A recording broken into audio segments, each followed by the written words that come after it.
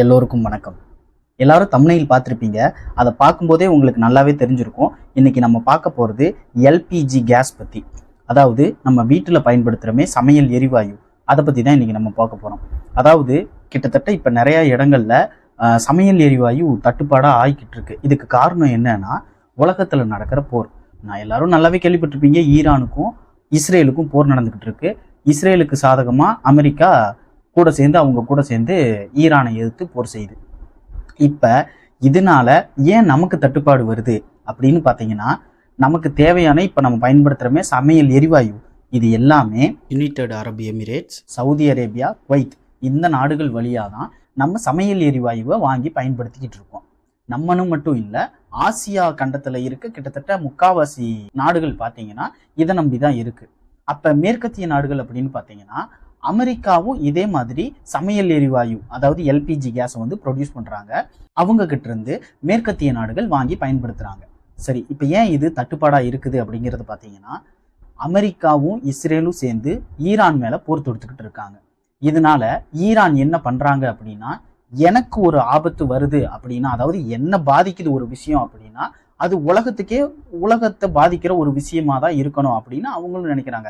நான் என்ன சொல்றேன்னா, இது சரியான விஷயம்தான். இப்போ இந்தியாங்கிற ஒரு நாடு நம்ம உலகத்தில் இருந்து இல்லாமல் போச்சுன்னா உலகத்துக்கு எவ்வளவோ பெரிய இழப்பு தானே. உலகத்துக்கு தேவையான பல சோர்ஸ் நம்ம இந்தியாவில இருந்து தான் கிடைக்குது. அதே மாதிரி ஈரான் ஒரு மிகப்பெரிய நாடு. அந்த நாட்டிலிருந்து உலகத்துக்கு தேவையான நிறைய சோர்ஸ் கிடைச்சிக்கிட்டு இருக்கு. அந்த நாட்டை ஒட்டியுள்ள பகுதிகளில் இருந்தும் உலகத்துக்கு தேவையான நிறைய விஷயம் கிடைச்சிக்கிட்டு இருக்கு.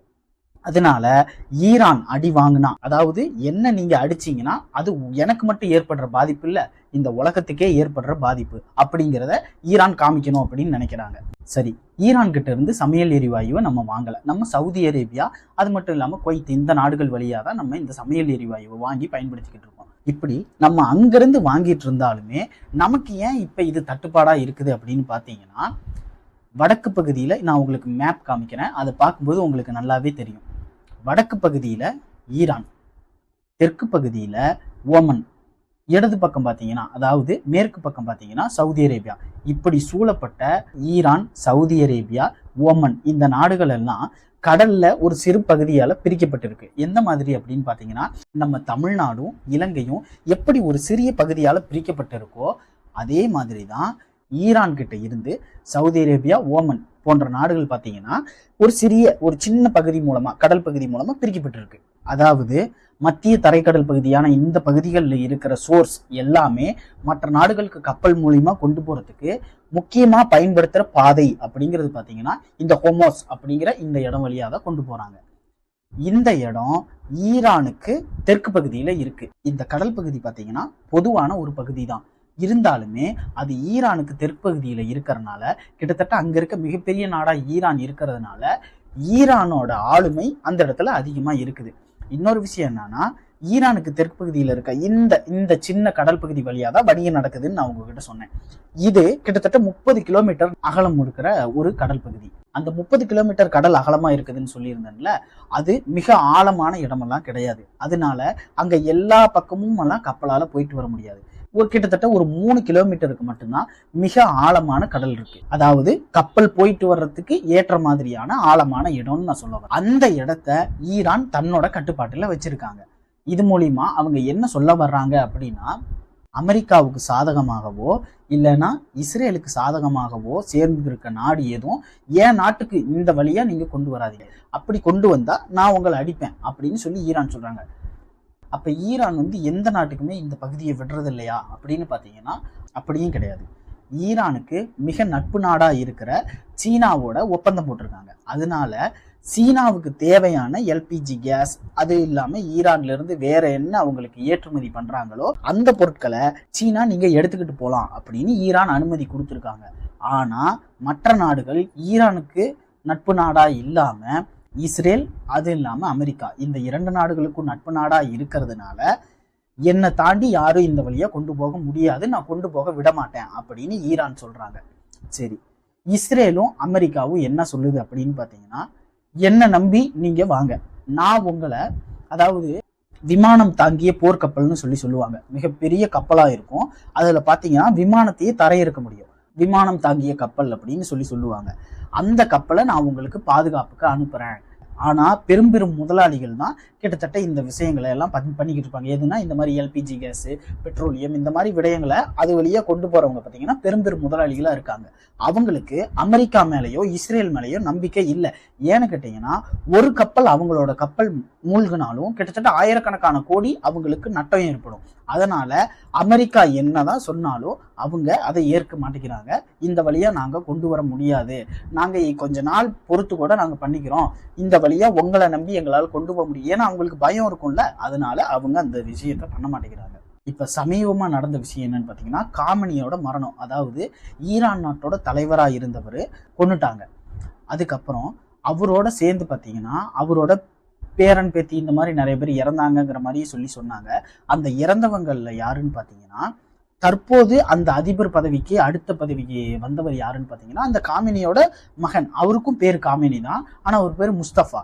அவரும் பாத்தீங்கன்னா இப்ப அடுத்த பதவிக்கு வந்திருக்காரு. அவரோட தந்தையான காமினி, அப்புறம் இவரோட மனைவி, குழந்தை, இவங்க எல்லாத்தையும் பாம்பு போட்டது மூலமா அமெரிக்கா கொன்னுட்டாங்க. இது மட்டும் இல்ல, நிறைய குழந்தைகளை கூட அமெரிக்கா கொன்னுட்டாங்க இந்த பாம்பு போட்ட விஷயத்துல. என்ன ஒரு இதுன்னு பாத்தீங்கன்னா அமெரிக்காவும் இஸ்ரேலும் என்ன நினைக்கிறாங்க அப்படின்னா இந்த உலக நாடுகள்ல நாங்க தான் தாதா மாதிரி, நாங்க தான் கெத்து, நாங்க சொல்றதுதான் இந்த உலக நாடு கேட்கணும் அப்படிங்கிற மைண்ட் செட்ல இவங்க இருக்காங்க. ஆனா பல நாடுகள் இதுக்கு ஒத்து ஒதுக்கிட்டு இருக்காங்க, அமெரிக்காவுக்கும் இஸ்ரேலுக்கும் கீழே செயல்பட்டு வர்றாங்க. ஆனா உண்மை என்னன்னா அமெரிக்காவையும் இஸ்ரேலையும் இந்த உலக நாடுகள் எல்லாமே ஒப்பந்தம் போட்டு நீங்க இப்படி பண்றது தப்பு, உங்களுக்கு யாரும் அடிமை இல்லை, நீங்க யாரையும் கேட்காம எந்த ஒரு அனுமதியும் இல்லாம ஒவ்வொரு நாடா இப்ப அமெரிக்கா நீங்க ஈரான் மேல மட்டும் தான் போர் தொடுக்குதுன்னு நினைக்காதீங்க. கொஞ்ச நாளைக்கு முன்னாடி பாத்தீங்கன்னா கொலம்பியா பக்கம் போய் கொலம்பியால போர் தொடுத்தாங்க. அதுக்கப்புறம் பாத்தீங்கன்னா வெனிசுலால போர் தொடுத்தாங்க. டென்மார்க்கும் அமெரிக்காவும் நட்பு நாடு தான், இருந்தாலுமே டென்மார்க்கு எதிர்த்து இந்த கிரீன்லாந்து எங்களுக்கு வேணும் அப்படிங்கிற மாதிரி அங்கேயும் போர் செஞ்சுக்கிட்டு இருந்தாங்க. அமெரிக்காவுக்கு என்ன ஒரு விஷயம்னா நான் ஒரு விஷயம் பண்ணணும்னா உலகத்துல இருக்க எந்த நாடும் என்னை கேட்க கூடாது, கேட்க முடியாது, ஏன்னா நான் அவ்வளோ பெரிய ஆளு அப்படிங்கிறத அவங்க கொண்டு வர பாக்குறாங்க. சமீபமா இப்ப ஈரான் மேல அமெரிக்கா போட்ட குண்டு பாத்தீங்கன்னா இந்த கச்சா எண்ணெய் எடுக்கிறாங்கல்ல, பெட்ரோலியம், இந்த மாதிரி ஒரு இடத்துல மிகப்பெரிய பிளாஸ்ட் நடந்திருக்கு. இது மூலியமா மிகப்பெரிய கரும்புகை பார்த்தீங்கன்னா வானை நோக்கி போயிருக்கு. இதனால அமிலமழை கொஞ்ச நாள்ல பெய்யலாம் அப்படிங்கிறதையும் சொல்லியிருக்காங்க. இப்ப அமெரிக்காவும் இஸ்ரேலும் சேர்ந்து பண்ற இந்த விஷயத்தினால என்ன நடக்க போகுது அப்படின்னு பாத்தீங்கன்னா உலகப்போர் அதுங்கிறதையெல்லாம் தாண்டி உலகமே மிகப்பெரிய ஆபத்தை நோக்கி போய்கிட்டு இருக்கு. அதுதான் ஒரு முக்கியமான விஷயம்.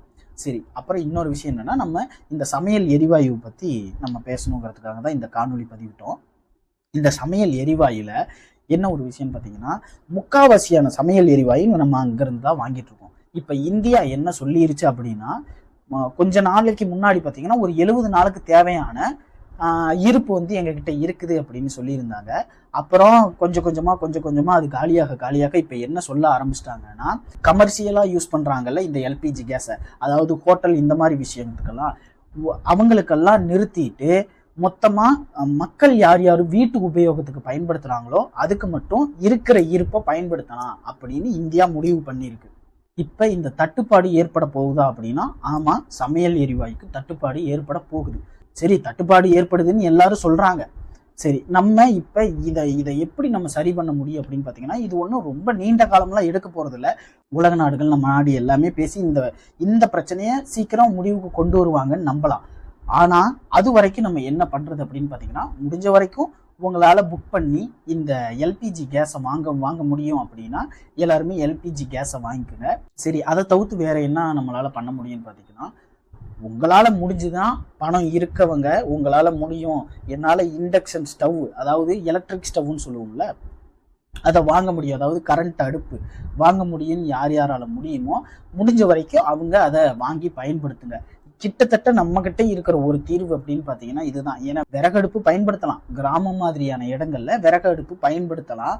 ஆனா விறகடுப்பே எப்போதும் நம்மளால பயன்படுத்திக்கிட்டும் இருக்க முடியாது, ஏன்னா இப்போதைய காலகட்டம் அப்படி ஆகிருச்சு. இப்ப சிட்டி பக்கம் இருக்கவங்க, டவுன் பக்கம் இருக்கவங்களெல்லாம் இந்த விறகால யூஸ் பண்ண முடியாது. அதனால முடிஞ்ச வரைக்கும் உங்களால இந்த கரண்ட் அடுப்பு எலக்ட்ரிக் ஸ்டவ் இருக்குல்ல, அதை வாங்க முடிஞ்சதுன்னா அதை வாங்கி பயன்படுத்துங்க. இது ஒரு முக்கியமான விஷயம்.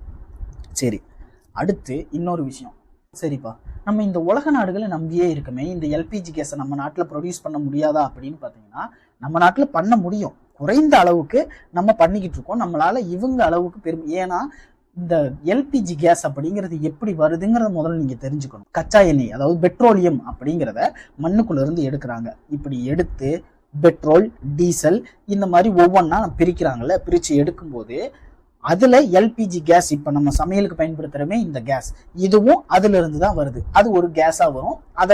அதை நம்ம சமையல் எரிவாயுக்கும் பயன்படுத்திக்கிட்டு இருக்கோம். அதாவது சமையல் எரிவாயுன்னு பாத்தீங்கன்னா இந்த மாதிரி பெட்ரோலியம் எடுக்கிற நாடுகள்ல தான் நமக்கு கிடைக்கும். இந்த உலக நாடுகளை நம்ம இப்படித்தான் நம்பி இருந்து ஆகணுமா?